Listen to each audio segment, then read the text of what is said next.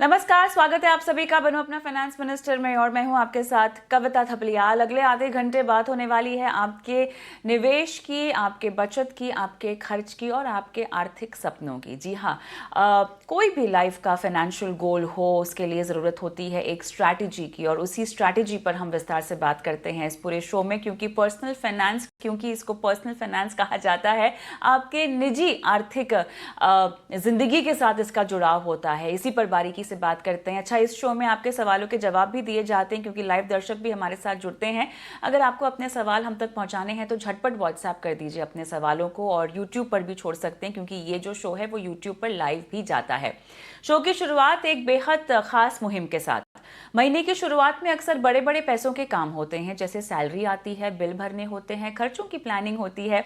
लेकिन जिस तरह हम अपने खर्चों की प्लानिंग करते हैं उसी तरह अपने निवेश की प्लानिंग करना भी उतना ही ज़रूरी है। और इसी आदत को बढ़ावा देने के लिए SBI mutual funds times network मिलकर एक खास राष्ट्रीय इन्वेस्टर अवेयरनेस पहल शुरू की है, जिसका नाम है भारत निवेश बेहतर कल। और इस पहल का मकसद भारतीयों में लगातार निवेश करने की आदत को प्रोत्साहित करना है ताकि अपना आर्थिक भविष्य सुरक्षित किया जा सके। और इसी में आज हम बहुत ही खास पहलू पर आज बात करने वाले हैं, सेक्टोरल या थीमैटिक निवेश। जी हाँ, अगर आप ऐसे निवेशक हैं जो कि बाजार में चल रही थीम्स को और सेक्टर्स को अपने पोर्टफोलियो में डालना चाहते हैं मुनाफे के लिए, तो क्या आपको ऐसा करना चाहिए और किस तरह के निवेशकों को ये कदम उठाना चाहिए, समझते हैं। तरुण बिरानी हमारे साथ जुड़ गए हैं, फाउंडर हैं, सीईओ हैं टीबीएनजी कैपिटल एडवाइजर्स के। तरुण, हाय, गुड इवनिंग, स्वागत है आपका बनो अपना फाइनेंस मिनिस्टर में।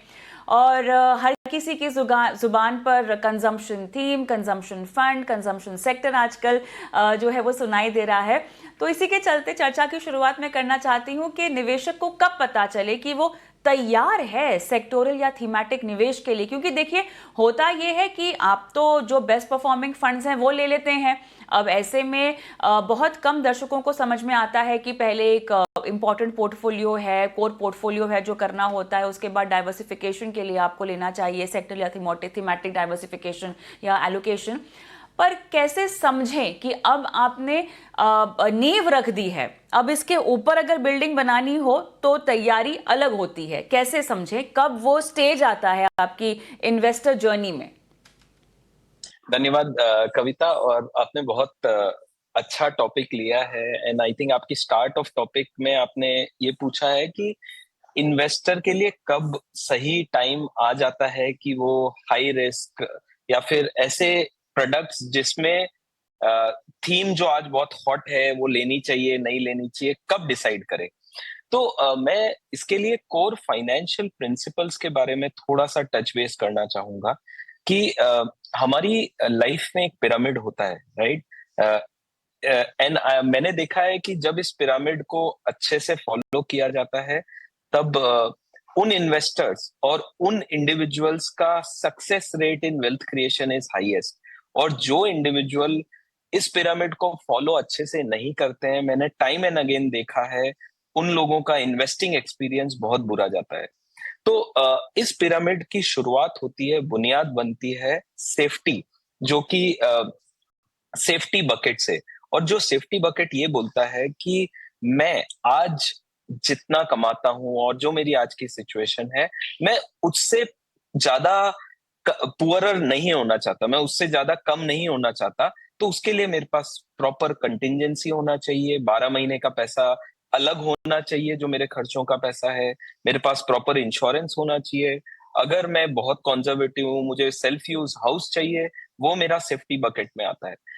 उसके बाद आते हैं हम लोग स्टेबिलिटी बकेट, जो मुझे मालूम है अगले 5, 10, 15 सालों के अंदर मेरे गोल्स हैं, मेरे बच्चों का फ्यूचर, मेरे रिटायरमेंट का कॉर्पस, या फिर मुझे एक पैसिव इनकम क्रिएट करनी है। अलग अलग लोगों के लिए ये अलग अलग जरूरत होती है। अगेन आपको आपकी जरूरत को समझना चाहिए और उसके बाद में आपको डिसाइड करना चाहिए कि मैं किस चीज में डालूं कि मेरे ये गोल्स अचीव हो जाए। प्राय मैं सजेस्ट करता हूं कि आप ऐसी चीज में डालिए जो इन्फ्लेशन को बीट कर सके। और इक्विटी बहुत अच्छी एसेट है, उसका सही एसेट एलोकेशन में अगर आपने सही संतुलन बनाया तो आप बहुत अच्छा स्टेबिलिटी गोल को अचीव कर सकते हैं, looking at Indian markets and all. But diversified structures are recommended for stability. अब आती है बात एस्पिरेशन। आपका रिटायरमेंट तय हो गया, आपके बच्चों का फ्यूचर तय हो गया, आपके सेफ्टी गोल हो गए अचीव। तो बचे हुए पैसों को मैं सजेस्ट करता हूं आप टेक्टिकल या फिर थीमेटिक या फिर सेक्टोरल प्ले में आप देख सकते हैं, जहां पे कॉन्सेंट्रेशन रिस्क बहुत ज्यादा होती है, जहां आपको पता है कि एक एक्शन के कारण वो पैसा पूरा बर्बाद हो सकता है। तो उन केसेस में that is the right time when I feel, जब आपका सेफ्टी स्टेबिलिटी हो गया, उसके बाद आप उसके बाद सेक्टर सेकंड स्टेप, स्पेसिफिक। जितने पैसों से आप जोखिम उठा सकते हैं उतने पैसों को आप निवेश कर सकते हैं। लेकिन चलिए झटपट संक्षिप्त में अगर मैं आपसे चाहूं, कौन कौन से सेक्टर्स हैं, थीम्स हैं जो फिलहाल बाजार में चल रही हैं? करेक्ट। अगर मैं लास्ट 12 महीने में देखूं तो मार्केट मोर और लेस फ्लैट था। मार्केट में ऐसी कोई बढ़त देखी नहीं गई, और कारण उसके बहुत क्लियर हैं, बिकॉज देयर वर बहुत सारे जियोपॉलिटिकल रिस्क थे, बहुत सारे पॉलिसी ओरिएंटेड रिस्क थे। तो इस कारण से मार्केट हैज बीन, और वैल्यूएशंस बहुत हाई थे, तो इस कारण से मार्केट फ्लैट था। इस पीरियड में अगर आप देखें तो energy sector 18%, energy index is down 18%, FMCG sector last एक साल में 16% डाउन है, आईटी सेक्टर 17% डाउन है, रियलिटी सेक्टर 20% डाउन है। इस सेम पीरियड में पीएसयू और बैंकिंग सेक्टर वर पॉजिटिव। तो अगर आप देखें लास्ट एक साल के अंदर काफी सेक्टर्स में गिरावट देखी गई है। प्राय एज ए कॉन्ट्रा इन्वेस्टर, जो कि मतलब हमें 100 रुपए की चीज अगर 70 रुपए में, 60 रुपए में मिले, मैं वो बोलता हूँ वैल्यू इन्वेस्टर होता है, कि हमें हर चीज का राइट वैल्यूएशन पे देना। तो बहुत सारे सेक्टर्स अच्छे वैल्यूएशन पे अवेलेबल है।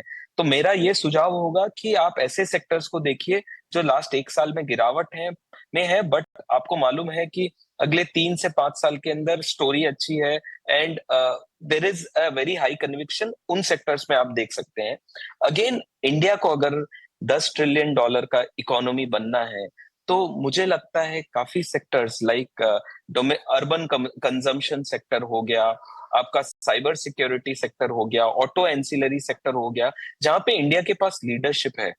All two sectors according to me are going to do very well in coming years.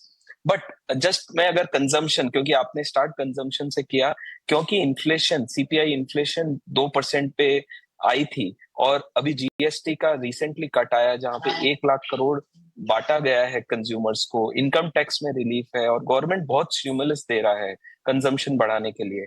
तो मुझे लगता है कंजम्पशन एक बहुत ब्यूटीफुल स्पॉट है, जहां पे अगले 10 साल 5 साल के लिए इन्वेस्टर अपना पैसा पार्क कर सकता है। बट आज का अगर मैं वैल्यूएशन देखूं, वो अवेलेबल है 41 टाइम्स अर्निंग के ऊपर, और 8 टाइम बुक के ऊपर अवेलेबल है सेक्टर इंडिया कंजम्पशन इंडेक्स, जो कि काफी सस्ता नहीं है।